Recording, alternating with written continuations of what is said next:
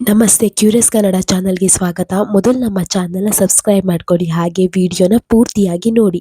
ಇನ್ನು ರಚನಾ ಹುಡುಕ್ತಾ ಇರ್ತಾಳೆ, ಯಾರು ಆ ಗೆಜ್ಜೆ, ಯಾರ್ದು ಗೆಜ್ಜೆ ಅದಂತ ಹುಡುಕ್ತಾ ಇರ್ತಾಳೆ. ಇನ್ನು ಜೀವ ಬಂದು ಹೇಳ್ತಾನೆ, ಏನು ಗೊತ್ತಾ ರಚ್ಚು, ಇವತ್ತು ನನಗೆ ಎಲ್ಲ ಡೀಟೇಲ್ಸ್ ಬೇಕು. ಆ ದೇವಸ್ಥಾನದಲ್ಲಿ ಯಾರು ಡ್ಯಾನ್ಸ್ ಮಾಡ್ತಾ ಇರೋದು ಅಷ್ಟೇ ಅಲ್ಲ, ನಮ್ಮ ಕಂಪನಿಯಿಂದ 5 ಲಕ್ಷ ದೇಣಿಗೆ ಕೊಡ್ತಾ ಇರೋದು ಯಾರು, ಯಾರ ಹೆಂಗಸು, ಅವ್ರ ಬಗ್ಗೆ ಎಲ್ಲ ಡೀಟೇಲ್ಸ್ನ ತಿಳ್ಕೊಳ್ಳಬೇಕು. ಮೊದಲು ಅರ್ಚಕರಿಗೆ ಕಾಲ್ ಮಾಡಿ ಎಲ್ಲ ಡೀಟೇಲ್ಸನ್ನು ತಗೊಳ್ತೇನೆ ಅಂತ ಹೇಳ್ತಾನೆ. ಆಗ ರಚನಾ ಹೇಳ್ತಾಳೆ, ಆಯಿತು, ಆದಷ್ಟು ಬೇಗ ಹಾಗೇನೆ ಮಾಡಿ ಅಂತ ಹೇಳ್ತಾಳೆ. ಇನ್ನು ರಚನಾ ಒಬ್ಬಳೇ ಯೋಚನೆ ಮಾಡ್ತಾ ಇರ್ತಾಳೆ, ನಾವು ಆ ಹೆಂಗಸನ್ನ ಕಂಡು ಹಿಡಿಯೋದು ಹೇಗಂತಾನೆ ಗೊತ್ತಾಗ್ತಿಲ್ಲ. ಇನ್ನೊಂದು ಸಲ ಅವಳಲ್ಲಿ ಬರಬೇಕು, ಅಲ್ಲಿ ಡ್ಯಾನ್ಸ್ ಮಾಡಬೇಕು, ಆವಾಗ ನಾವು ಅವಳನ್ನು ಕಂಡು ಹಿಡಿಬೋದು. ಆದರೆ ಅವಳು ಇನ್ನು ತುಂಬ ಜಾಗ್ರತೆಯಿಂದ ಇರ್ತಾಳೆ, ಹೇಗಪ್ಪ ಅವಳನ್ನು ಕಂಡು ಹಿಡಿಯೋದು ಅಂತ ಯೋಚನೆ ಮಾಡ್ತಾ ಇರ್ತಾಳೆ.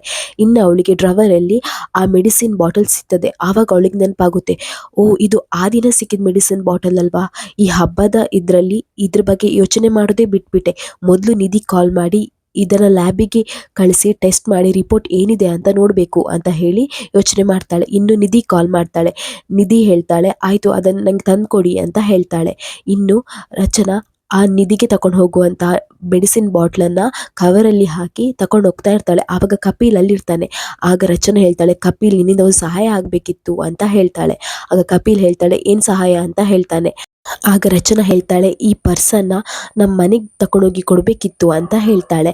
ಆಗ ಕಪಿಲ್ ಹೇಳ್ತಾನೆ, ನನ್ನನ್ನು ಏನಂತ ಅಂದ್ಕೊಂಡಿದ್ದೀರಾ, ಕೊರಿಯರ್ ಬಾಯ್ ನಾನು, ಶ್ರೀವಾರಿ ಜ್ಯುವೆಲರ್ಸಲ್ಲಿ ಎಂಪ್ಲಾಯ್ ನಾನು, ನನ್ನ ಹತ್ರ ಈ ಥರ ಎಲ್ಲ ಕೆಲಸ ಹೇಳಬೇಡಿ ನೀವು ಅಂತ ಹೇಳಿ ಅಲ್ಲಿಂದ ಹೋಗ್ತಾನೆ. ಆವಾಗ ರಚನಾ ಒಬ್ಬಳೇ ಹೇಳ್ತಾ ಇರ್ತಾಳೆ, ಅಯ್ಯೋ, ನಿಧಿಗೆ ಬೇರೆ ಕಳಿಸಿ ಕೊಡ್ತೇನೆ ಅಂತ ಹೇಳಿದ್ದೇನೆ, ಈಗ ಏನಪ್ಪ ಮಾಡಲಿ, ಏನಾದರೂ ಬೇರೆ ವ್ಯವಸ್ಥೆನೇ ಮಾಡಬೇಕು ಅಂತ ಹೇಳಿ ಯೋಚನೆ ಮಾಡ್ತಾ ಇರ್ತಾಳೆ. ಆವಾಗ ಕಪಿಲ್ ಅದನ್ನು ಕೇಳಿಸ್ಕೊತಾನೆ. ಕೇಳಿಸ್ಕೊಂಡು ತುಂಬಾ ಖುಷಿ ಆಗುತ್ತೆ. ಓ, ನಿಧಿಗೆ ಇದನ್ನು ಕೊಡಬೇಕಾ ಅಂತ ಹೇಳಿ ಬರ್ತಾನೆ. ಬಂದು ಅದೇನೋ ಕೊಡ್ಬೇಕಂತ ಹೇಳಿದ್ರಲ್ಲ, ಕೊಡಿ, ನಾನು ಹೋಗಿ ಕೊಟ್ಟು ಬರ್ತೇನೆ ಅಂತ ಹೇಳ್ತಾನೆ. ಆಗ ರಚನಾ ಹೇಳ್ತಾಳೆ, ಬೇಡ ಕಪಿಲ್, ನೀನು ಕೊರಿಯರ್ ಬಾಯ್ ಆಗೋದು ಬೇಡ, ನಾನೇನಾದರೂ ಬೇರೆ ವ್ಯವಸ್ಥೆ ಮಾಡ್ತೇನೆ ಬಿಡು ಅಂತ ಹೇಳ್ತಾಳೆ. ಆಗ ಕಪಿಲ್ ಹೇಳ್ತಾನೆ, ಇಲ್ಲ ಇಲ್ಲ, ಇದು ಒಂದ್ಸಲ ನನಗೆ ಕೊಟ್ಟು ಬರ್ತೇನೆ, ಕೊಡಿ ಕೊಡಿ, ಇನ್ಯಾವತ್ತೂ ನನ್ನ ಹತ್ರ ಈ ಥರ ಕೆಲಸ ಹೇಳಬಾರ್ದು, ಇವಾಗ ನೀವು ಕೊಡಿ, ಹಾಗೆ ಲೊಕೇಶನ್ ಕೂಡ ಶೇರ್ ಮಾಡಿ ಅಂತ ಹೇಳ್ತಾನೆ. ಇನ್ನು ಕಪಿಲ್ ಅದನ್ನು ಹಿಡ್ಕೊಂಡು ಸೀದಾ ನಿಧಿ ಅವ್ರ ಮನೆಗೆ ಹೋಗ್ತಾನೆ. ನಿಧಿ ಅವ್ರ ಮನೆಗೆ ಹೋದಾಗ ನಿಧಿ ಒಬ್ಬಳೇ ಇರ್ತಾಳೆ. ಆಗ ಕಪಿಲಿಗೆ ನಿಧಿಯ ನೋಡಿ ತುಂಬಾ ಖುಷಿ ಆಗುತ್ತೆ. ಆಗ ಕಪಿಲ್ ಅವ್ರು ಕೊಟ್ಟ ಪರ್ಸನ್ನು ಕೊಡ್ತಾನೆ. ಆವಾಗ ಹೇಳ್ತಾನೆ, ಇದು ನಿಮ್ಮ ಅಕ್ಕ ಕೊಟ್ಟಿದ್ದ ಪರ್ಸ್ ಅಂತ ಹೇಳ್ತಾನೆ. ಆಗ ನಿಧಿ ಅದನ್ನು ನೋಡ್ತಾಳೆ. ಆವಾಗ ನಿಧಿ ಹೇಳ್ತಾಳೆ, ಆಯ್ತಲ್ವಾ, ನಿನ್ನ ಕೆಲಸ ಬಂದು ಮುಗೀತಲ್ವಾ, ಮೊದಲು ಇಲ್ಲಿಂದ ಹೋಗು, ಏನು ನಿಂಗೆ ಟಿಪ್ಸ್ ಕೊಡಬೇಕಾ ಅಂತ ಹೇಳ್ತಾಳೆ. ಆಗ ಕಪಿಲ್ ಹೇಳ್ತಾನೆ, ಏನು ಆ ರೀತಿ ಮಾತಾಡ್ತಿದ್ಯಾ, ಅಲ್ಲ, ಮನೆಗೆ ಬಂದಿದ್ದೇನೆ, ಒಂದು ಗ್ಲಾಸ್ ನೀರು ಕೊಡ್ಬೇಕಂತ ಹೇಳಿ ನಿನ್ನ ಅಪ್ಪ ಅಮ್ಮ ನಿಂಗೆ ಸಂಸ್ಕೃತಿ ಹೇಳ್ಕೊಟ್ಟಿಲ್ವಾ ಅಂತ ಹೇಳ್ತಾನೆ. ಆಗ ನಿಧಿ ಹೇಳ್ತಾಳೆ, ನೀರು ಕುಡಿಯೋರಿಗೆ ನೀರು ಕೊಡ್ಬೋದು, ಆದರೆ ನೀನು ಬಿಯರ್ ಕುಡಿಯೋದಲ್ವಾ, ನಿಂಗೇನು ಕೊಡ್ಬೇಕು ನಾನು, ಅಲ್ಲ ಇವತ್ತೇನಾದರೂ ಕುಡ್ಕೊಂಡೇ ಬಂದಿದ್ಯಾ ನೀನು ಅಂತ ಕೇಳ್ತಾಳೆ. ಆಗ ಕಪಿಲ್ ಹೇಳ್ತಾನೆ, ಇಲ್ಲಪ್ಪ ಇಲ್ಲಪ್ಪ, ನಾನೇನು ಕುಡಿಲಿಲ್ಲ ಅಂತ ಹೇಳ್ತಾನೆ. ಆಗ ನಿಧಿ ಹೇಳ್ತಾಳೆ, ಹೌದಾ, ಹಾಗಾದರೆ ಊದು ಅಂತ ಹೇಳ್ತಾಳೆ. ಆಗ ಕಪಿಲ್, ಏನು ಊದಬೇಕು ಅಂತ ಹೇಳ್ತಾನೆ. ಆಗ ನಿಧಿ ಹೇಳ್ತಾಳೆ, ಪೊಲೀಸರು ಡ್ರಿಂಕ್ ಆ್ಯಂಡ್ ಡ್ರೈವಲ್ಲಿ ಊದ್ಲಿಕ್ಕೆ ಹೇಳ್ತಾರಲ್ವಾ, ಅದೇ ಥರ ಊದು ಅಂತ ಹೇಳ್ತಾಳೆ. ಆಗ ಕಪಿಲ್ ಊದ್ತಾನೆ. ಆಗ ನಿಧಿ ಹೇಳ್ತಾಳೆ, ಹೌದು, ಕುಡಿಲಿಲ್ಲ, ಆಯಿತು, ಒಳಗೆ ಬಾ, ಒಂದು ಗ್ಲಾಸ್ ನೀರು ಕೊಡ್ತೇನೆ ಅಂತ ಹೇಳ್ತಾಳೆ. ಇನ್ನು ಕಪಿಲ್ ಒಳಗೆ ಬಂದು ಕೂತ್ಕೊಳ್ತಾನೆ. ಇನ್ನು ಕಪಿಲ್ ಹೇಳ್ತಾನೆ, ಮನೇಲಿ ಯಾರೂ ಇಲ್ವಾ ಅಂತ ಕೇಳ್ತಾನೆ. ಆಗ ನಿಧಿ ಹೇಳ್ತಾಳೆ, ಇಲ್ಲ, ಅಮ್ಮ ದೊಡ್ಡಮ್ಮ ದೇವಸ್ಥಾನಕ್ಕೆ ಹೋಗಿದ್ದಾರೆ, ಅಪ್ಪ ಇದೇನೋ ಬಿಸ್ನೆಸ್ ಇದೆ ಅಂತ ಹೊರಗೋಗಿದ್ದಾರೆ, ತಗೋ ಒಂದು ಗ್ಲಾಸ್ ನೀರು ಅಂತ ಹೇಳಿ ಕೊಡ್ತಾಳೆ. ಇನ್ನು ನಿಧಿ ಆ ಬಾಟಲನ್ನು ತೆಗೆದು ನೋಡ್ತಾ ಇರ್ತಾಳೆ. ಆವಾಗ ಕಪಿಲ್ ಹೇಳ್ತಾನೆ, ಇದ್ಯಾವ ಬಾಟಲ್, ಇದು ನಿಮ್ಮಕ್ಕ ಯಾಕೆ ನಿಂಗೆ ಕೊಟ್ಟಿದ್ದಾರೆ ಅಂತ ಕೇಳ್ತಾನೆ. ಆಗ ನಿಧಿ ಹೇಳ್ತಾಳೆ, ಅದೆಲ್ಲ ನಿಂಗೆ ಯಾಕೆ, ನೀರು ಕೊಟ್ಟಿದೆ ಅಂತಾನೆ, ಕುಡ್ದು ಮೊದಲು ಇಲ್ಲಿಂದ ಹೋಗು ಅಂತ ಹೇಳ್ತಾಳೆ. ಇನ್ನು ಕಪಿಲ್ ಅಲ್ಲಿಂದ ಹೋಗ್ತಾನೆ. ಇನ್ನು ಈ ಕಡೆ ಜ್ಯುವೆಲರಿ ಶಾಪಲ್ಲಿ ಜೀವ ಎಲ್ಲ ಜ್ಯುವೆಲರಿ ಹಾಲ್ಮಾರ್ಕ್ ಇದೆ ಹೇಳ್ಕೊಂಡು ಚೆಕ್ ಮಾಡ್ತಾ ಇರ್ತಾನೆ. ಆವಾಗ ರಾಣಾ ಹೇಳ್ತಾನೆ, ಏನು ಬ್ರೋ ಆ ರೀತಿ ಚೆಕ್ ಮಾಡ್ತಿದೀಯಾ, ಇದು ನಮ್ಮ ಶಾಪಲ್ಲೇ ಮ್ಯಾನುಫ್ಯಾಕ್ಚರ್ ಆಗಿರೋದು, 916 ಹಾಲ್ಮಾರ್ಕ್ ಇದ್ದೇ ಇದೆ, ಅದರಲ್ಲೇನಿದೆ ಆ ರೀತಿ ಮೈಕ್ರೋಸ್ಕೋಪ್ ಹಾಕಿ ಹುಡ್ಕೋದು, ಅದು ನಮ್ಮ ಕಂಪನಿಯಲ್ಲಿ ರೆಡಿಯಾದ ಚಿನ್ನ ಚೆನ್ನಾಗೇ ಇರುತ್ತೆ, ಏನು ಅದರಲ್ಲಿ ಮೋಸ ವ್ಯತ್ಯಾಸ ಏನೂ ಇರಲ್ಲ ಅಂತ ಹೇಳ್ತಾನೆ. ಆಗ ಜೀವ ಹೇಳ್ತಾನೆ, ಅದು ನನಗೂ ಗೊತ್ತಿದೆ ರಾಣ, ಆದರೆ ಚಿನ್ನ ತಗೊಳ್ಳೋರು ತುಂಬಾ ಯೋಚನೆ ಮಾಡ್ತಾರಲ್ವ, ಅವ್ರು ತುಂಬ ಕಷ್ಟಪಟ್ಟು ಹಣ ಸೇವ್ ಮಾಡಿ ಮದುವೆಗೋ ಬೇರೆ ಏನಕ್ಕೋ ಅಂತ ತಗೊಳ್ತಾರೆ. ಹಾಗಿರುವಾಗ ನಾವು ಅವರಿಗೆ ಒಳ್ಳೆ ಕ್ವಾಲಿಟಿ ಇರೋ ಚಿನ್ನನೇ ಕೊಡಬೇಕಲ್ವಾ, ಅದಕ್ಕೆ ಎಲ್ಲ ನೋಡ್ತಾ ಇದ್ದೆ ಅಂತ ಜೀವ ಹೇಳ್ತಾನೆ. ಇನ್ನು ಆ ಕಂಪನಿಯಲ್ಲಿ ವರ್ಕ್ ಮಾಡ್ತಿರೋ ಒಂದು ಲೇಡಿ ರಾಣಂಗೆ ಸಿಗ್ನಲ್ ಕೊಡ್ತಾಳೆ. ರಾಣ ಹೇಳ್ತಾನೆ, ಆ ನೆಕ್ಲೆಸನ್ನು ಕರೆಕ್ಟಾಗಿ ನೋಡು ಅಂತ ಹೇಳಿ ಕಣ್ಸನ್ನೆ ಮೂಲಕ ಹೇಳ್ತಾ ಇರ್ತಾನೆ ಆ ಲೇಡಿಗೆ. ಇನ್ನು ರಾಣ ಮನಸ್ಸಲ್ಲೇ ಅಂದ್ಕೊಳ್ತಾನೆ, ಚಿನ್ನ ತಗೊಂಡೋಗಿ ಇಡೋಣ, ಇಡು, ಅದೇ ಥರ ನೆಕ್ಲೆಸ್ ಡುಪ್ಲಿಕೇಟ್ ಮಾಡಿ ಅದನ್ನು ಅಲ್ಲಿಡ್ತೇನೆ, ಒರಿಜಿನಲ್ ನಾನು ಎಸ್ಕೇಪ್ ಮಾಡ್ತೇನೆ, ನಿಂಗೆ ಗೊತ್ತಾಗ್ಲಿಕ್ಕೆ ಸಾಧ್ಯನೇ ಇಲ್ಲ, ನೋಡ್ತಾ ಇರು ಅಂತ ಹೇಳ್ತಾ ಖುಷಿ ಪಡ್ತಾ ಇರ್ತಾನೆ. ಇನ್ನು ಈ ಕಡೆ ನಿಧಿ ಲ್ಯಾಬಿಂದ ರಿಪೋರ್ಟ್ ತರ್ತಾಳೆ, ತಂದು ನೋಡ್ತಾ ಇರ್ತಾಳೆ. ಅಲ್ಲ, ಇದು ಯಾವ ಮೆಡಿಸನ್ ಒಂದು ಅರ್ಥ ಆಗ್ತಿಲ್ಲ, ಲ್ಯಾಬಲ್ಲಿ ರಿಪೋರ್ಟ್ ತಂದಿದ್ದೇನೆ ಆದರೆ ಇದೊಂದು ವಿಚಿತ್ರವಾಗಿದೆ ಅಲ್ಲ, ಈ ರೀತಿ ನಾನು ಯಾವತ್ತೂ ನೋಡಲಿಲ್ಲ, ಇದರಲ್ಲಿ ಮೆಡಿಕಲ್ ಕಂಪೋಸಿಷನು ಇಲ್ಲ, ಇದು ಏನಂತಲೇ ಗೊತ್ತಾಗ್ತಿಲ್ಲ, ಮೊದಲು ಇದನ್ನು ಚೆಕ್ ಮಾಡಬೇಕು ಅಂತ ಚೆಕ್ ಮಾಡ್ತಾಳೆ. ಆಗ ಅವಳಿಗೆ ತುಂಬಾ ಶಾಕ್ ಆಗುತ್ತೆ. ಇನ್ನು ಅಲ್ಲಿಗೆ ಆರತಿ ಮತ್ತು ವಜೇಶ್ವರಿ ಬರ್ತಾಳೆ, ಇನ್ನು ಅವ್ರ ಅಪ್ಪನೂ ಬರ್ತಾರೆ.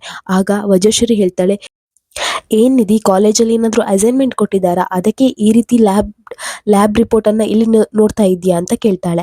ಆಗ ನಿಧಿ ಹೇಳ್ತಾಳೆ, ಇಲ್ಲ, ರಚನಾಕ್ಕೆ ಅಸೈನ್ಮೆಂಟ್ ಕೊಟ್ಟಿದ್ದಾರೆ, ಅವಳೊಂದು ಮೆಡಿಸಿನ್ ಬಾಟ್ಲನ್ನು ಕೊಟ್ಲು, ಅದೇನಂತ ನೋಡ್ಲಿಕ್ಕೆ ಹೇಳಿದ್ರು, ಅದು ನಂಗೆ ತುಂಬಾ ಶಾಕ್ ಆಗ್ತಿದೆ.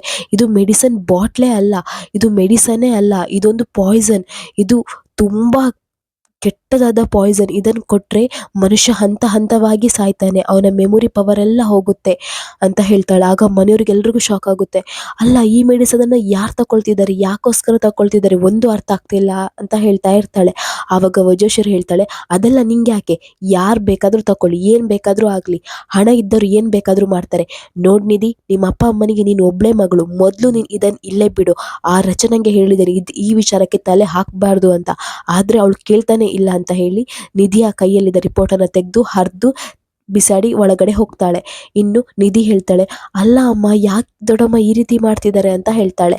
ಆಗ ಆರತಿ ಹೇಳ್ತಾಳೆ, ಏನೋ ಗೊತ್ತಿಲ್ಲ, ಮುಂಚೆಯಿಂದನೂ ಒಂದು 4-5 ದಿನದಿಂದ ಇದೇ ರೀತಿ ಮಾಡ್ತಿದ್ದಾರೆ ಅಂತ ಹೇಳ್ತಾಳೆ. ಇನ್ನು ಈ ಕಡೆ ಭಾಮಿನಿ ಟಿವಿಯಲ್ಲಿ ಭರತನಾಟ್ಯ ನೋಡ್ತಾ ಇರ್ತಾಳೆ. ಅಲ್ಲಿ ಭರತನಾಟ್ಯದಲ್ಲಿ ಯಾವ ರೀತಿ ಡ್ಯಾನ್ಸ್ ಇರುತ್ತೋ ಅದನ್ನೇ ಕೈ ಸನ್ನೆ ಮೂಲಕ ಡ್ಯಾನ್ಸ್ ಎಲ್ಲ ಮಾಡ್ತಾ ಇರ್ತಾಳೆ, ಕೈಯಲ್ಲೇ ಕೂತ್ಕೊಂಡು. ಅದನ್ನು ರಚನಾ ನೋಡ್ತಾಳೆ. ರಚನಾ ನೋಡಿ ಒಂದ್ಸಲ ಅಂದ್ಕೊಳ್ತಾಳೆ, ಇವ್ರು ಭರತನಾಟ್ಯ ಕಲಿತಿದ್ದಾರಾ, ಅಂದರೆ ಭರತನಾಟ್ಯ ಇವ್ರಿಗೆ ಬರುತ್ತೆ, ಇವ್ರಿಗೆ ಭರತನಾಟ್ಯದಲ್ಲಿ ತುಂಬ ಇಂಟ್ರೆಸ್ಟ್ ಇದೆ, ಆ ಲೇಡಿನೇ ಇವರ ಅಲ್ಲಿ ದೇವಸ್ಥಾನದಲ್ಲಿ ಡ್ಯಾನ್ಸ್ ಮಾಡಿದ ಇವರೇನಾ, ಇಲ್ಲ ಇಲ್ಲ, ಅವ್ರ ಪರ್ಸ್ನಾಲಿಟಿಗೂ ಇವ್ರ ಪರ್ಸ್ನಾಲಿಟಿಗೂ ತುಂಬಾ ಡಿಫ್ರೆನ್ಸ್ ಇದೆ, ಆದರೆ ಒಂದು ಮಾತು ತಿಳ್ಕೊಳ್ಳೋಣ ಅಂತ ಹೇಳಿ ಅವ್ರ ಹತ್ರ ಹೋಗ್ತಾಳೆ. ಹತ್ರ ಹೋಗಿ ಹೇಳ್ತಾಳೆ, ಚಿಕ್ಕತ್ತೆ, ನಿಮ್ಗೆ ಭರತನಾಟ್ಯ ಗೊತ್ತಿದೆಯಾ, ನೀವು ಭರತನಾಟ್ಯ ಕಲ್ತಿದ್ದೀರಾ ಅಂತ ಕೇಳ್ತಾಳೆ. ಆಗ ಭಾಮಿನಿ ಅಂದ್ಕೊಳ್ತಾಳೆ ಮನಸ್ಸಲ್ಲಿ, ಅಯ್ಯೋ, ನಂಗೆ ಗೊತ್ತಿಲ್ಲ ಅಂತ ಹೇಳಿದರೆ ನನ್ನ ಮರ್ಯಾದೆ ಕಮ್ಮಿ ಆಗುತ್ತೆ, ಇಲ್ಲ ಗೊತ್ತಿದೆ ಅಂತ ಹೇಳೋಣ. ಏನು ಮಾಡ್ತಾಳೆ, ಸ್ಟೇಜಲ್ಲಿ ಡ್ಯಾನ್ಸ್ ಮಾಡ್ಲಿಕ್ಕೆ ಹೇಳ್ತಾಳಾ, ಇಲ್ಲ ತಾನೇ, ಆಯಿತು ಗೊತ್ತಿದೆ ಅಂತಲೇ ಹೇಳೋಣ ಅಂತ ಹೇಳ್ತಾಳೆ. ಹಾಂ, ನನಗೆ ಭರತನಾಟ್ಯ ತುಂಬಾ ಗೊತ್ತಿದೆ, ನಾನು ಎಷ್ಟೆಷ್ಟು ಭರತನಾಟ್ಯ ಎಲ್ಲ ಮಾಡಿದ್ದೆ ಗೊತ್ತಾ, ಎಲ್ಲ ಕಡೆ ಸ್ಟೇಜ್ ಪರ್ಫಾರ್ಮೆನ್ಸ್ ಕೊಟ್ಟಿದ್ದೆ ಗೊತ್ತಾ ನಿಂಗೆ, ಮದುವೆ ಆದಮೇಲೆ ಭರತನಾಟ್ಯ ಮಾಡೋದೇ ಬಿಟ್ಬಿಟ್ಟೆ, ಡ್ಯಾನ್ಸ್ ಕ್ಲಾಸಿಗೆ ಹೋಗೋದೇ ಬಿಟ್ಬಿಟ್ಟೆ, ಈಗಂತೂ ಪ್ರಾಕ್ಟೀಸೇ ಇಲ್ಲ ನನಗೆ ಅಂತ ಹೇಳ್ತಾಳೆ.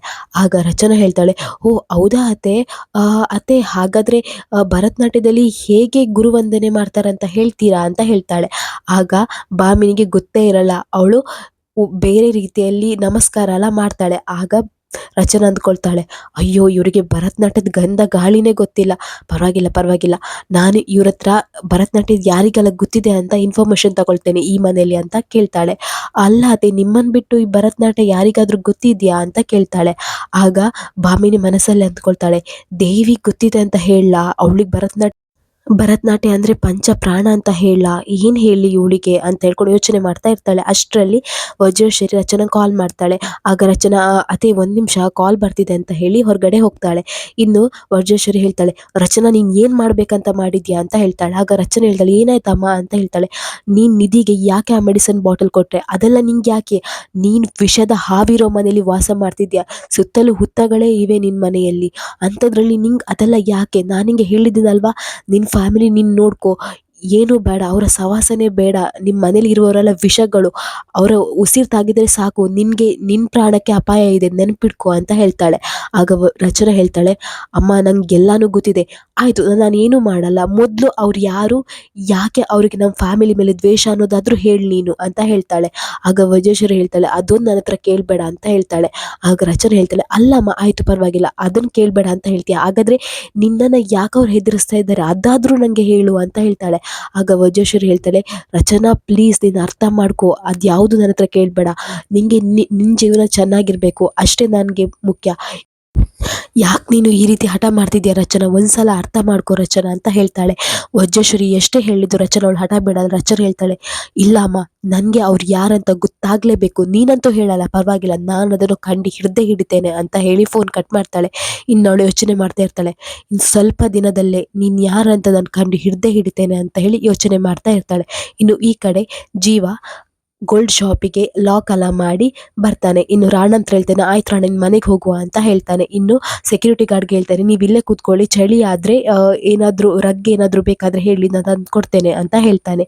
ಇನ್ನು ರಾಣ ಹೇಳ್ತಾನೆ, ಅಣ್ಣ ನೀನು ಹೋಗು, ನನಗೆ ಸ್ವಲ್ಪ ಫ್ರೆಂಡ್ ಜೊತೆ ಪಾರ್ಟಿ ಇದೆ, ಅದಕ್ಕೋಸ್ಕರ ನಾನು ಹೋಗ್ತೇನೆ, ಅವ್ರು ಕಾಲ್ ಮಾಡ್ತಿದ್ದೆ, ನಾನು ಹೋಗ್ತೇನೆ, ನೀನು ಹೋಗು ಮನೆಗೆ ಅಂತ ಹೇಳಿ ರಾಣ ಪ್ಲ್ಯಾನ್ ಮಾಡಿ ಜೀವನ ಅಲ್ಲಿಂದ ಕಳಿಸಿಕೊಡ್ತಾನೆ. ಇಲ್ಲಿಗೆ ಈ ವಿಡಿಯೋ ಮುಗಿಯುತ್ತೆ. ನಮ್ಮ ಕ್ಯೂರಿಯಸ್ ಕನ್ನಡ ಚಾನಲ್ ಸಬ್ಸ್ಕ್ರೈಬ್ ಮಾಡ್ಕೊಳ್ಳಿ.